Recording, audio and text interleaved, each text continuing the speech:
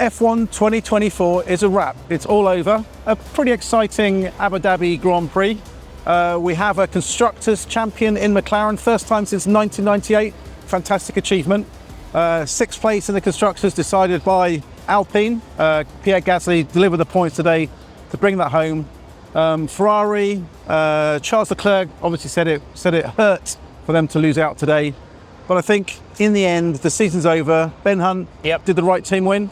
I think so, ultimately. I mean, McLaren deserve a lot of credit delivering the fastest car at 75% of the races.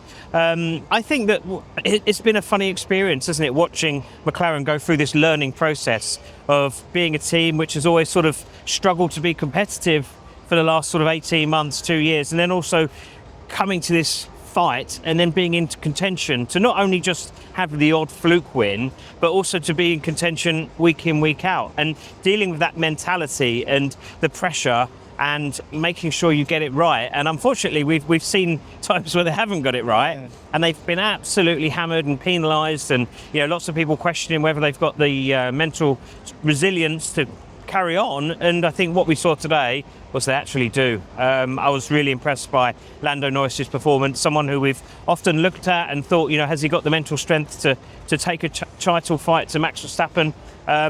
He held his own today. He was leading from the start, lost his teammate on the first lap. Oscar Piastri was running second, clashed with Max Verstappen to the back. And so Piastri's race was, always going to be very difficult from there. It was solely on Lando Norris to bring the points home, and he did.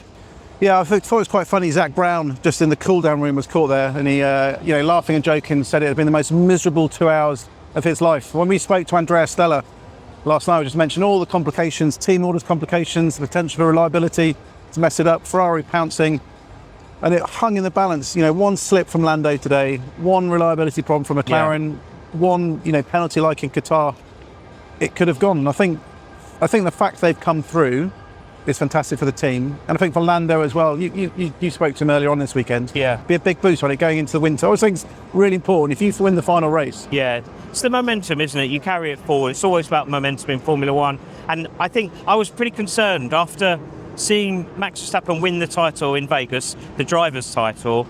I wanted to see a reaction from Lando Norris in Qatar, and we didn't get one. We didn't get one. Yet he turned up here, he stuck it on pole, and he performed excellent in the race. Didn't put a wheel wrong, and even when the pressure was at its most, he actually came through. I would like to talk about Ferrari though as well. I mean, they were hamstrung at the start with Charles Leclerc's 10-place engine penalty. They finished second and third. That is a really impressive performance from them, pushing McLaren to the wire, and it's been a thrilling championship. Yeah, I think Ferrari have kind of built and grown this year as well, probably just as much as McLaren. But I think when Ferrari get back to Maranello and sit down, I mean, the difference in the end was 12 points. That's absolutely minimal. You can talk about reliability in Canada. You can talk about Carlos Sainz and Checo Perez in Baku. You can talk about the floor upgrade in Spain. I think Ferrari had a car that, could well have won the Constructors Championship. They didn't do it. But I think equally, as it goes into next year, it's built, it can make progress. I think we're gearing up for an absolutely fascinating 2025. You could have 4, maybe 5 teams fighting for that title next year. It's going to be absolutely epic, we hope. Just off the podium, I think was what I call a star drive today, I think, from Lewis Hamilton. It's been a really difficult season for him. I think he admitted on Thursday, underestimated the challenges of this season, underestimated the emotions. He said, kind of confessed that it's not been the best of him at times this year. There's been some really dark, low moments, some highs as well. But I think it was a fitting closure, if that's right. It's ended, it wasn't a podium, but I think it was as good as it could have been. And I think it shows that, Lewis's remark last weekend, I'm not fast anymore. He is fast, isn't he? Yeah, exactly. I think that is the point. He is still quick. He's always struggled. Well, he has struggled at Mercedes the last couple of years on the Saturday. That's really let him down, and definitely this year, George Russell's wiped the floor with him on the Saturday. But Lewis's strength has always been Sunday and delivering the most he can with what he's got given. And again, we saw that today, coming all the way back and finishing 4th was a great achievement. Yeah, and it's interesting, the team this weekend, it's interesting. Toto tonight, I said to him, does it at least allow the emotions to go forwards, and at least, it's ended with a bit of a positivity. He said his head doesn't work like that. He's still gutted about what happened in qualifying yesterday. I think the mistake in sending Lewis out too late, but worse, that bollard. Toto Wolff reckoned without that bollard, Lewis would have qualified near the front, potentially could have won. Yeah, that would have been finish. Unbelievable to have seen Lewis kind of win his final race. But I think he'll be happy. Lewis will be happy. Tonight's over. I think there's been times he's been counting down the days till this is done and look forward to Christmas. But it's almost if finishing not on the podium has been a sort of blessing in disguise, because it's allowed him to have that finish, that great drive, and then he can kind of slip out the back door. I mean, he's not done too many interviews tonight, has he? He's kind of done what he needed to do and gone out, and we know he's not doing the driving tests with Ferrari. He's still got obligations at Mercedes. He's going to Malaysia, see Petronas, and he's going to be going around the factory for the next couple of weeks until it's time over, and then he's obviously looking for Ferrari. So I think he will obviously be pleased as well, seeing Ferrari finish second in the championship, knowing what car he's going into next year. Yeah, it's interesting. We've got a very strong Ferrari team in 25. We've got a very strong McLaren team in 25. Lando talked tonight going for the championship. Mercedes have got Russell and Antonelli, who, maybe some wobbles and a few shunts here and there, but he's very, very quick.